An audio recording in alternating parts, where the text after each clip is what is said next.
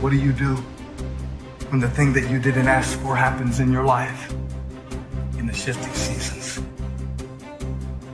I don't care how good you are, I don't care how talented you are. There are some times when things aren't going to go right, and you have to deal with it. You can find yourself stressed out. You can find yourself depressed, mentally fragile because of the experiences, the turbulence that you have gone through. You can experience enough pain in life that it can clobber you to the ground, and you believe you can't do it. You believe that this is it for you. No, it's not. What if you told people the story of, hey, I had a fucked up life, but I don't want to tell you that. I'm going to tell you what I'm going to do next, and I'm going to go out and do it. That is what self-development is about. That is what peak performance is about. That is what breaking through self-limiting beliefs is about, is rewriting the story. Because as long as you have breath in your lungs, as long as your heart is beating, as long as you have consciousness in your mind, you can go and rewrite the story of how your life ends. Setbacks will happen. When they do, it's okay to cry, but eventually you have to get over it and move on.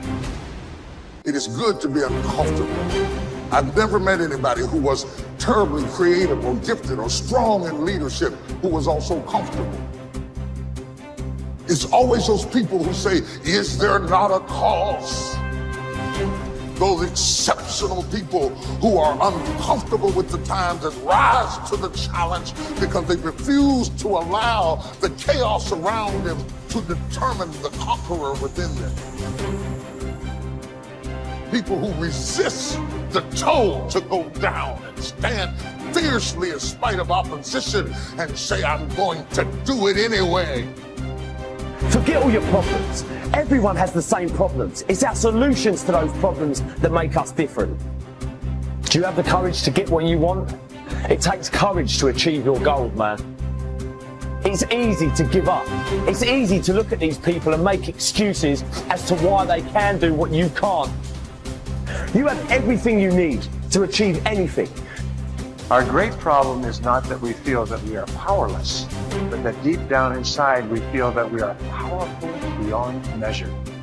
It's an incredible thought. It's almost a scary thought, isn't it? But it's also true, because the powers that you have are extraordinary.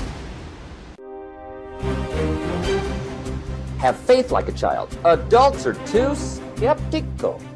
You may not be able to do all you find out. You may not be able to do all you find out, but you should find out all you can do. See, you don't want to wind up at the end of your life and discover that you've lived only 1/10 of it, and the other 9/10 went down the drain. Be curious. Get excited like a child over your ability to make yourself do anything for change. The law of use. And it goes something like this. Whatever you don't use, you lose. Lack of use causes loss. You lose automatically when you quit. The same thing goes for all the human virtues. Ambition, unused, declines. Strong feelings, unused, diminish. It doesn't grow.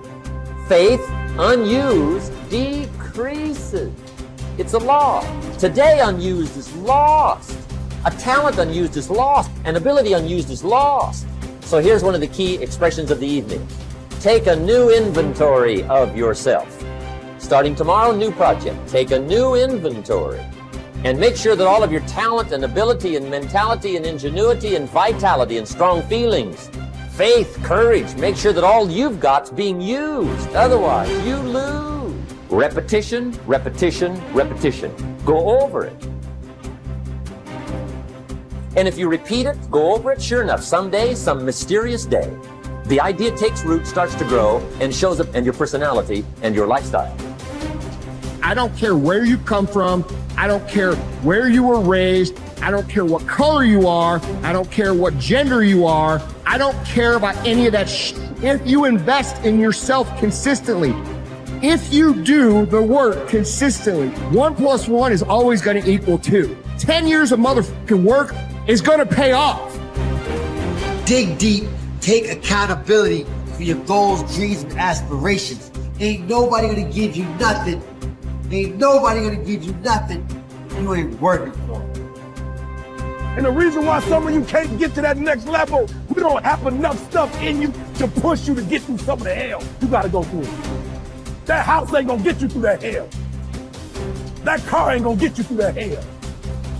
You only go to another level when you're on this level and you eating out of trash cans and you say, enough is enough. I'll do whatever it takes. Do you, be you, for you. Bye.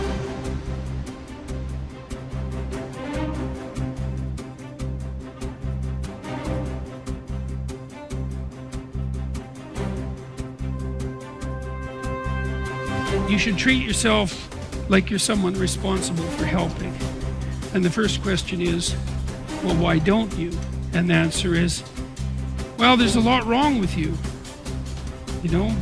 And it's hard to exercise enough love and care in a deep and non-naive way to care properly for something like that. It's an encouragement to assume, to act out the proposition that even if life is as difficult as it seems to be, and if you're as vulnerable and weak in a fundamental sense as you definitely are, and characterized by this terrible propensity for the infliction of voluntary suffering on yourself and others, and that destructive tendency, that there's still something within you that's so remarkable and so aligned with order and being in the proper manner that you can climb above that, let's say like Abel, and that you can make the proper sacrifices, and that you can set yourself right, and you can set your family right,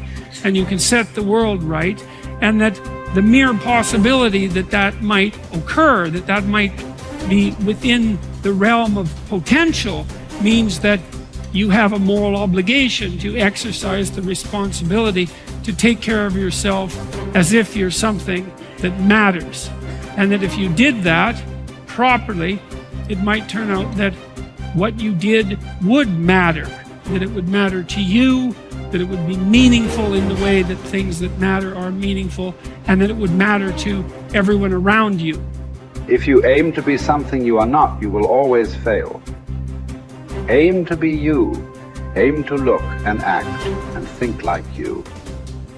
Aim to be the truest version of you. Embrace that you-ness. Endorse it. Love it. Work hard at it. And don't give a second thought when people mock it or ridicule it. Most gossip is envy in disguise. I believe that what we become depends on what our fathers teach us at odd moments, when they aren't trying to teach us. We are formed by little scraps of wisdom. Maturity is the ability to live fully and equally in multiple contexts. Most especially, the ability, despite our grief and losses, to courageously inhabit the past, the present, and the future all at once.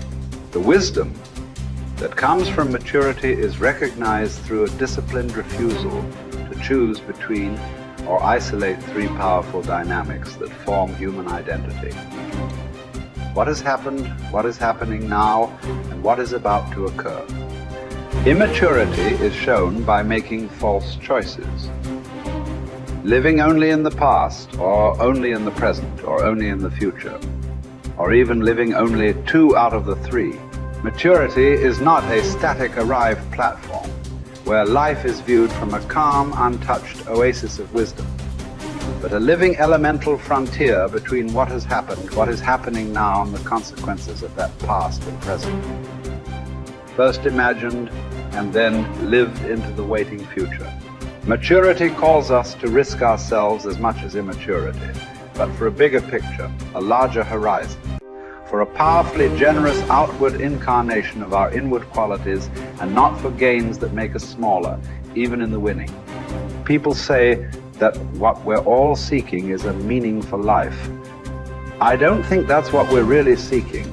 I think that what we're seeking is an experience of being alive, so that our life experiences on the purely physical plane will have resonances with our own innermost being and reality, so that we actually feel the rapture of being alive. Believe me, there is no such thing as great suffering, great regret, great memory. Everything is forgotten, even a great love. That's what's sad about life, and also what's wonderful about it. There is only a way of looking at things, a way that comes to you every once in a while. That's why it's good to have had love in your life after all, to have had an unhappy passion. It gives you an alibi for the vague despairs we all suffer from.